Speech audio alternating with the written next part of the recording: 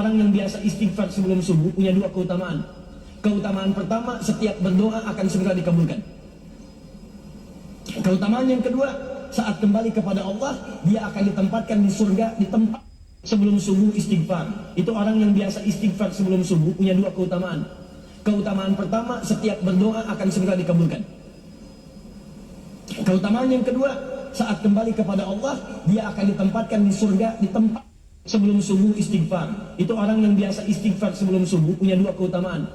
Keutamaan pertama, setiap berdoa akan segera dikabulkan. Keutamaan yang kedua, saat kembali kepada Allah, dia akan ditempatkan di surga di tempat sebelum subuh istighfar. Itu orang yang biasa istighfar sebelum subuh punya dua keutamaan. Keutamaan pertama, setiap berdoa akan segera dikabulkan. Keutamaan yang kedua, saat kembali kepada Allah, dia akan ditempatkan di surga di tempat sebelum subuh istighfar. Itu orang yang biasa istighfar sebelum subuh punya dua keutamaan.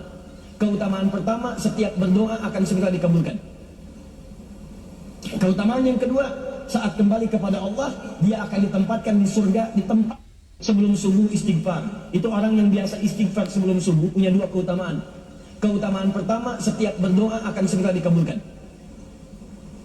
Keutamaan yang kedua, saat kembali kepada Allah, dia akan ditempatkan di surga di tempat